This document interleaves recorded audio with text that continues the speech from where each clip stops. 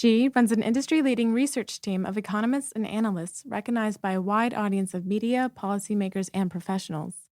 In this episode, Dr. Svenja Gudell shares her journey to becoming the chief economist at Zillow, one of the leading online real estate marketplace companies. Find out how COVID-19 has impacted the real estate market and housing predictions. Everything from home value gains and credit to challenges the market is facing and tips for investing in a home. Meet the leaders shaping the new era of credit. This is the VantageScore podcast. Today, we talk to Dr. Svenja Gudell, Chief Economist at Zillow. This is part 2. Even entering the pandemic, we saw a trend where a lot of home builders were building at the middle to high end of the market. And that made a lot of sense because oftentimes it's not extremely profitable to build at the bottom end of the market. It's just too expensive to build a house oftentimes, given land prices and regulatory costs. And so it's not an easy feat to build an affordable home or, not even, in the common sense of affordable, but a cheaper home for a first-time home buyer. And so a lot of builders were building middle to high end. And so even going into all of this, it wasn't easy to find a first-time home. And now people will certainly have a harder time finding their first-time home, their starter home, if you will. And on top of that, credit has gotten to be much tighter. I think if you need a plain vanilla mortgage and you've got excellent credit, and you've got your 20% down payment, you're good. You can take advantage of unbelievably low rates right now, and they are unbelievably low. But if you don't have a 20% down payment, or if your credit isn't quite as long or established or amazing, you're having a really hard time getting even a mortgage, let alone a low rate.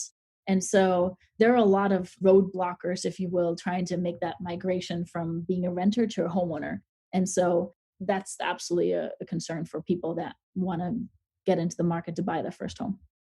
All markets are really hot for first-time home buyers. And I think even some of the markets that we saw relax or that weren't quite as hot over the last few years have started to pick up steam.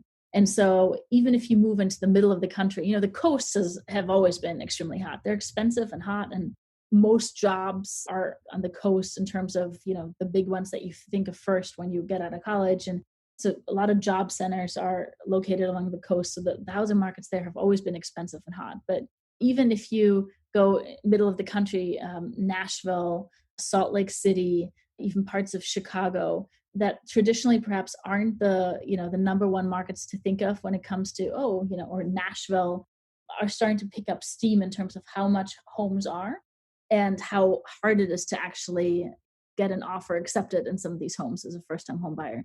And, Texas is a cheaper market, but there, Austin is extremely expensive to buy a home. And so, it's perhaps slightly easier there than, say, the Bay Area, but not a cakewalk for sure. Obviously, your credit score determines quite a bit in terms of your ability to be approved for a mortgage. And for renting as well, oftentimes landlords will pull your credit as well. And I think historically in credit scores, you don't reflect, right, how have you been making your rental payments on time, for example. And so other things kind of will impact your credit score. And if you don't have a good one right now, it's really hard to get a good mortgage or take advantage of really low mortgage rates. And the 30-year fixed mortgage is under 3%, historically low. And if you are slightly more, quote unquote, complicated case in terms of getting a mortgage, you're having a very hard time accessing those low rates. So if you don't have a 20% down payment or your credit score isn't outstanding, you will either get a much higher rate or you won't be able to get a mortgage. A lot of the challenges that we're seeing right now have yet to play out, and we have to kind of see where we land on some of these things, right? Because we're still in the middle of a pandemic. Something could still happen, even though this year must just end. But it's one of those things where unemployment is fairly high at the moment, certainly off the extreme lows we had seen in previous years now or pre-pandemic. And, we were at 3.5% and now we're closer to 8%. So quite the uptick. And she runs an industry-leading research team of economists and analysts recognized by a wide audience of media, policymakers, and professionals.